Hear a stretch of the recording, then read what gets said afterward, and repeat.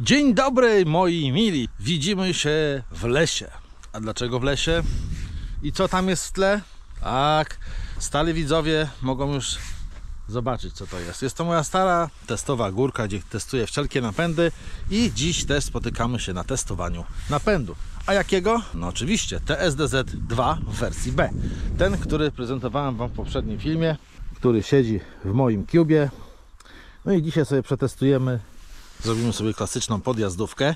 Choć powiem Wam szczerze, że prawdopodobnie nie będzie się wiele różniła od podjazdówki zwykłym TSDZ-em dwójką w wersji A, powiedzmy. Jedyne co, to tylko powiem dla nowych widzów, co nie widzieli poprzedniego odcinka, silniczek TSDZ-2 w wersji B jest zdecydowanie cichszy, naprawdę cichszy. I przekonałem się o tym po raz drugi na nim jadę w ogóle. Ten kawałek tutaj na górkę testową, tam z parkingu takiego tutaj, powiedzmy około kilometra, jest cichy. No może nie jest tak cichy jak silniki hub bezprzekładowe.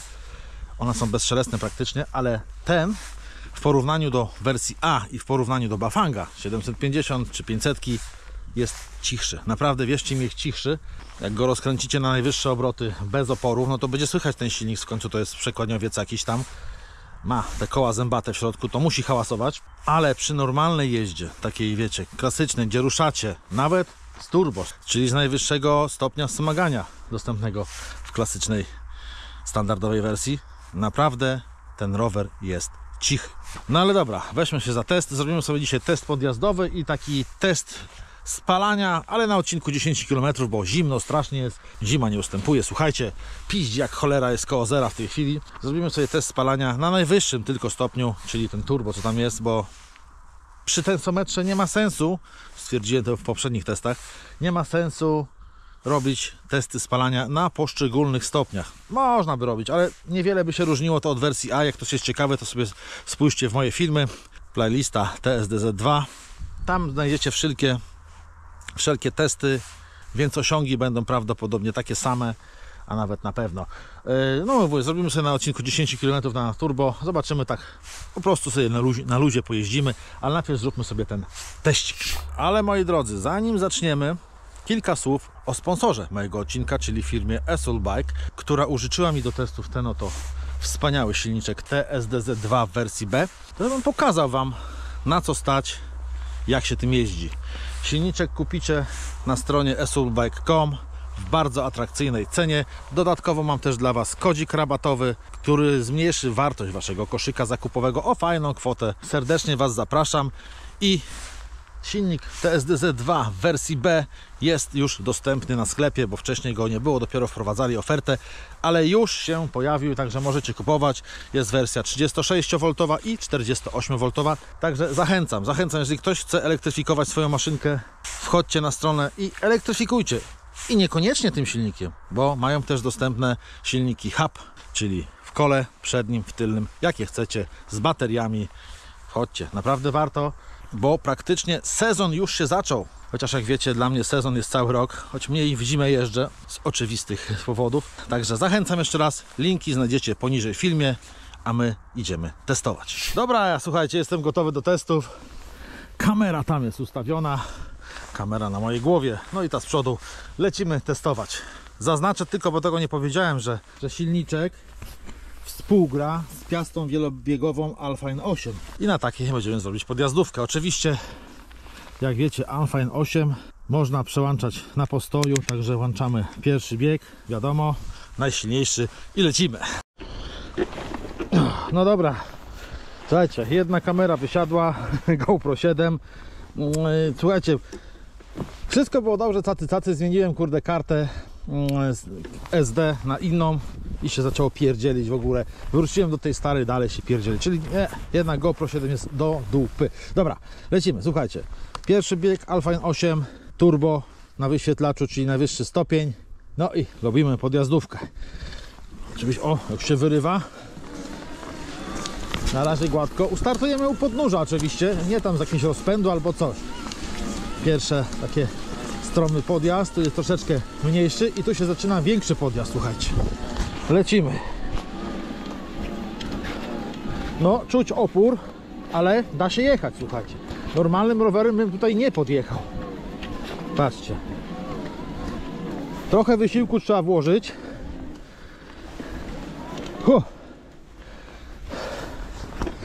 O, żeś kurde, zawsze staję w tym miejscu, gdzie ta dziura jest, kurde. Jak widzicie, dyszę jak po siłowni. Trochę wysiłku trzeba włożyć, no ale da się podjechać. Zwykłym rowerem, tu jest podjazd chyba 12 stopni. No nie da się. Znaczy zwykłemu Kowalskiemu, bo takiemu przypakerowanemu, albo na przykład taki, co jeździ na rowerze, no to podjedzie pewnie też z wysiłkiem. A tu no z lekkim wysiłkiem. Chociaż tak dyszę, a dyszę dlatego, że no, dla was to jest jedno ujęcie. Ja zrobiłem dwa ujęcia i trochę muszę się cofać z rowerem. Jest trochę więcej biegania. Wy tego nie widzicie, ale od kuchni jest zupełnie inaczej. Mniejsza o to. Podjeżdża się jak zwykłym Tongshengiem w wersji A, powiedzmy. Tutaj żadnej różnicy nie ma. Także czy się da? Da się. Po lesie się da jeździć bez najmniejszego problemu. A teraz lecimy w trasę sprawdzić takie mniej więcej spalanie. Nie wiem jak wy, ale ja czerpię niezwykłą przyjemność z jazdy rowerem. O, fajowsko. Polecimy sobie trochę dalej i tam sobie pojeździmy po, nie wiem, po asfalcie może, później część wrócimy lasem. Zobaczymy tak mniej więcej spalanie według tego mojego miernika, kulometera tak zwanego. No i tyle. Muszę wam powiedzieć, że pamiętacie, ja Alpha 8 używałem w poprzedniej wersji też, w Bafangu też używałem i tam mi się zacinało to Alpha 8, pamiętacie? Coś tam, zwłaszcza między 7 a 8 biegiem był problem. Teraz po zmianie na ten silnik, który mam tutaj, nie wiem, albo poruszałem tymi linkami czy coś, bo biegi wchodzą idealnie, a linka przebiega tak samo, słuchajcie. Nie wiem, może tam gdzieś przygniotłem trochę tym silnikiem, bo ona delikatnie pod silnikiem przechodzi. Tu jest może troszeczkę obudowa zmieniona, jest więcej luzu. Może to być to. O, widzicie? Jeszcze kilka miesięcy temu bym powiedział, no nareszcie jest moja kochana Renata. Dzisiaj już tak nie powiem, bo wiecie dlaczego. Jak nie wiecie, zobaczcie moje inne materiały. Marcin, a dlaczego jeździsz Renatą, jak masz swoją perłę? Ano dlatego, że dzisiaj, powiem wam tak w tajemnicy, nie no żartuję, jakiej tajemnicy, jadę po raz ostatni. Po raz ostatni jadę Renatką na sesję zdjęciową. Chcę porobić ładne zdjęcia, jak widzicie jest ładnie wymyta, w środku też. Nakręcę też film i jutro idzie do komisu. Marcin, czemu sam nie sprzedajesz? Bo nie chce mi się, kurczę, i co chwila coś przyjedzie i jeździ z tymi ludźmi na przejażdżki, po prostu mnie to drażni. Wymyślanie kupujących teksty wymyślane przez kupujących mnie po prostu drażnią. A tak jadę, wstawię do komisu. No Marcin, ale komis pobiera prowizję. Zgadza się, pobiera prowizję, dlatego wystawię o wyższą prowizję, a prowizja wcale nie jest taka duża, więc ja mam kłopot z głowy, facet będzie wszystko pokazywał, a ja mam z bani. Ktoś się trafi, a się trafi na pewno, wcześniej czy później. Dobra, ale to nie jest film o trafiku, jedziemy w trasę. Lecimy te 10 km, tutaj sobie wyzeruję, kurde, jak zwykle w rękawiczce, tutaj sobie wyzeruję licznik. O, ja mam taki licznik, który liczy od tyłu, dobra, nieważne. I teraz tak, włączamy system. Pamiętajmy, żeby na gejach, czyli korbach, nie trzymać nogi, bo ten silnik się kalibruje za każdym razem. Jak przyłożycie nogę na geja, by nie mówić słowa na P, bo YouTube tego nie lubi, to skalibruje wam się źle i wspomaganie nie będzie działało prawidłowo. Zawsze to powtarzam, pamiętajcie. Sam system, jak widzicie, zużywa około 3 W, 0,07 ampera. No dobra, to lecimy w traskę. Założyłem oczywiście kask teraz, żeby nie było. Na górce testowej go nie używałem, ale tutaj użyłem. Dobra, lecimy. Oczywiście system wspomagania turbo, jak mówiłem. A dlaczego, Marcin, tylko turbo? Słuchajcie, już mówiłem w poprzednim odcinku, ale wiecie co? Polećmy sobie tędy. Zrobimy sobie taki tryb mieszany. Przerzutki oczywiście będę zmieniał w razie... Co tu się tak robiło? Czekajcie, tryb muszę nastawić. O, 0. Przerzutki oczywiście będę zmieniał w razie potrzeby. Na razie nie potrzebuję, jadę na 8. Dlaczego na turbo jadę, a nie na mniejszych? Słuchajcie, bo tutaj zastosowany jest czujnik tensometryczny, czyli łapatologicznie mówiąc silnik, który wykrywa waszą siłę nacisku na korbę i poprzez taką informację dozuje wam odpowiednią siłę, czyli inaczej, im więcej siły wy włożycie stając na korbie, czy wciskając korbę, tym rower odwdzięczy Wam się tym samym. Są zwolennicy i przeciwnicy tego systemu. Ja osobiście lubię, jak już to powtarzam, rowery wspomagane i oparte na czujnik PAS, czyli czujnik obrotu. A dlaczego, a na co, po co, to już wypowiadałem się wielokrotnie i nie będę się powtarzał. Dobra, jedźmy. Zobaczymy, ile nam zjarasz. Na razie polecę taką dróżką leśną, a później wyskoczę na asfalt, żeby taki, wiecie, tryb mieszany był, nie? Co za droga, słuchajcie. Ten rower za bardzo się nie nadaje na piachy i często gęsto się tutaj kopie, muszę zjeżdżać właśnie tak. Oponki po prostu się nie nadają, nie? Nie rower, źle powiedziałem. Bo mam też rower przecież 29 cali Kansa. Tam jest, kurczę, założony konkret, opona z klockami, to sobie radzi świetnie. Dobra, słuchajcie, polecimy może tu, żeby się dostać do szosy jednak, bo będzie znacznie wygodniej. Powiem teraz coś dla nowych widzów, bo nie każdy wie, jak działa taki silnik. Zobaczcie, jak mam nastawione na turbo, w momencie, gdy teraz zaczynam startować z niskiej prędkości i mocno wkładam siłę, to dosłownie daje nam 13-14 amperów nawet. Ale zobaczcie, osiągnie swoją prędkość kawitacyjną, czyli prędkość obrotową ten silnik i już spada do 1,4, 1,2 ampera. Tak właśnie działa czujnik tensometryczny w przeciwieństwie do czujnika PAS, czyli czujnika obrotu. No jest to fajne i wygodne, słuchajcie, z tego względu, że nie trzeba tak często zmieniać przyrzutek. Praktycznie w ogóle ich nie trzeba zmieniać. No teraz zmieniłem, bo w terenie takim, no bo jeżdżę w terenie, generalnie cięższym niż asfalt, ale tak jak jadę po prostym czy w mieście, to naprawdę przy ruszaniu nie trzeba, przynajmniej przy tych moich przełożeniach. Powtarzam jeszcze raz, tutaj mam Alpine 8, piastę wielobiegową i to pięknie wszystko funkcjonuje. No wiadomo, rowerzyści, nie będę się z nimi ścigał, bo i tak bym przegrał, jakby przycisnęli, to bym przegrał, ale tak normalnie to się fajnie rowerzystów wyprzedza. Dobra, mniejsza o to. I teraz tak, 8 i cyk, i lecimy. No i zobaczymy, na razie mi spalił, przepraszam, ja tak będę mówił, spalił jak w samochodzie, ale wszyscy wiemy, o co chodzi. Spalił mi 0,6 amperogodziny na 1,6 km, bo był teren. W terenie zawsze więcej pali, samochody też więcej palą, jak jeździcie w cięższym terenie. No, jestem już na 5 kilometrze swojej wycieczki. Zeżarło mi 1,3 amperogodziny. Niektórzy się dziwią, że ja operuję amperogodzinami, a nie watogodzinami, co większość tak lubi.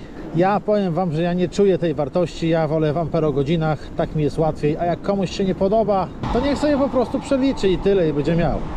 Ja to bardziej tak czuję i tak to będę Wam podawał. No myślę, że przyjadę 20 km, bo przyjadę 10 w jedną, wrócę zaraz w drugą stronę. No i zobaczymy. Powiem Wam, że pogoda jest bardzo fajna. Bardzo fajna, chociaż jest około chyba 5 stopni w tej chwili. Ja czuję jazdę komfortowo dzięki tym rękawiczkom. Kupiłem sobie rękawiczki w końcu skórzane, słuchajcie, bo się wkurzyłem. Chyba 2 czy 3 pary. Wcześniej kupiłem, marzłem jak jasna cholera. Pamiętacie, może starzy widzowie pewnie pamiętają z moich odcinków vanlife'owych, których tutaj już aktualnie na tym kanale nie ma, tylko są na kanale Marcel w drodze, na który serdecznie zapraszam wszystkich ludzi, którzy lubią styl wolnego przebywania, zwiedzania i w ogóle przebywania na 4 kółkach, czyli klasyczny vanlife. Początkowo jeździłem sam, teraz jeżdżę z kolegą, jest bardzo fajnie, na 2 samochody jeździmy, także jak ktoś chętny, to zapraszam.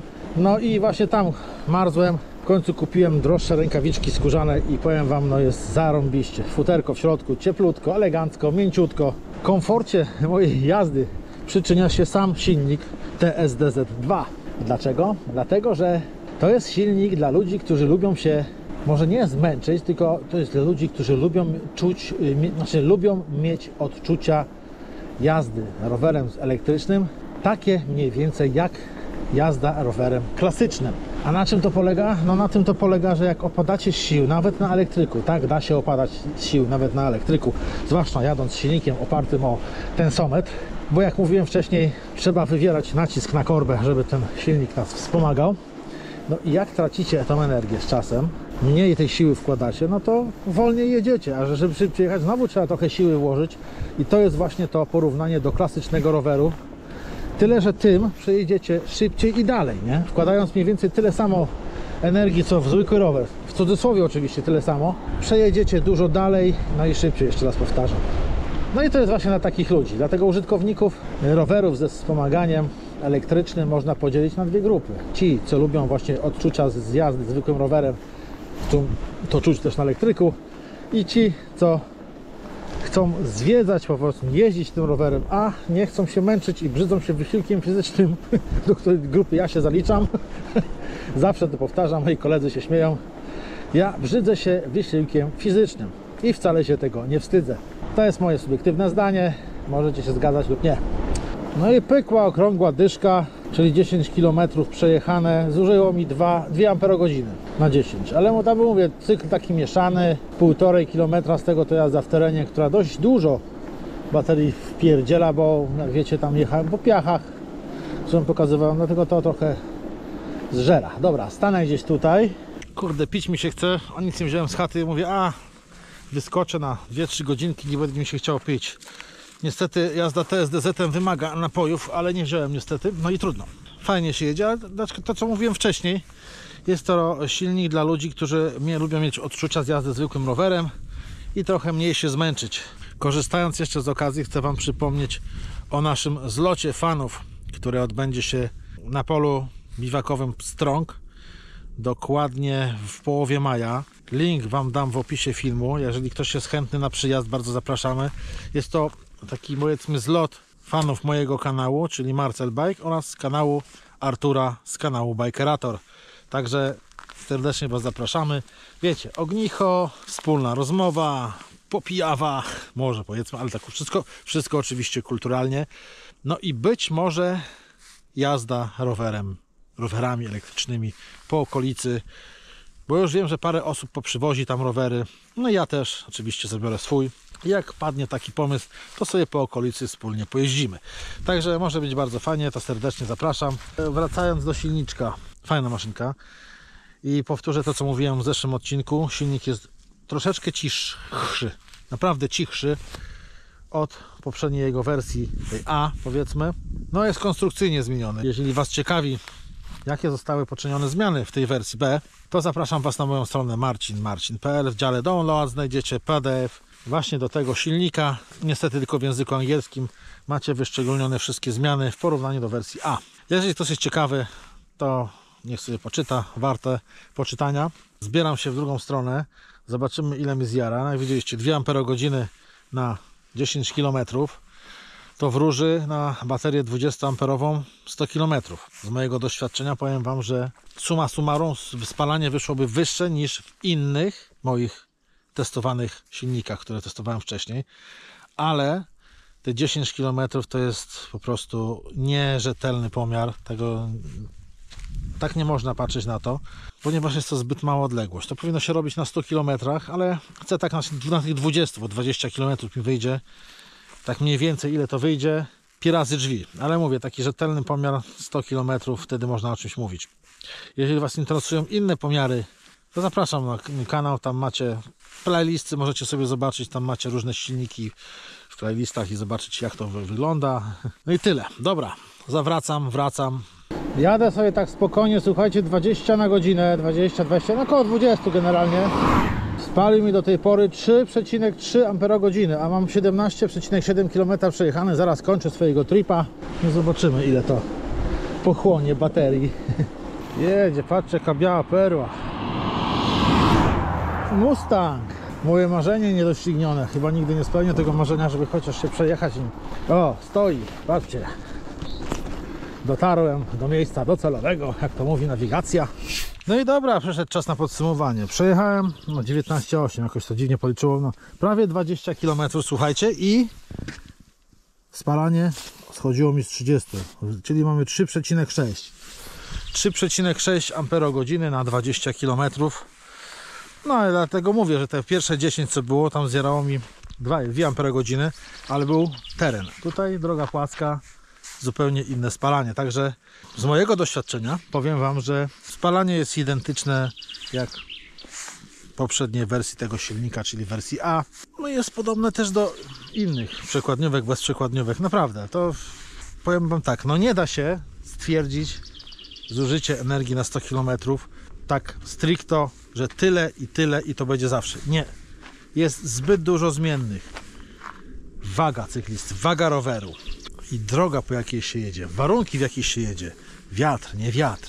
Zmiennych jest zbyt dużo, żeby stwierdzić, ile przejedziemy na danej baterii. No, wszystko od tego zależy. Też od pojemności właśnie baterii też zależy. Także rozmiaru kół w rowerze, o jeszcze. No to wszystko jest zbyt dużo zmiennych, nie da się jednoznacznie stwierdzić.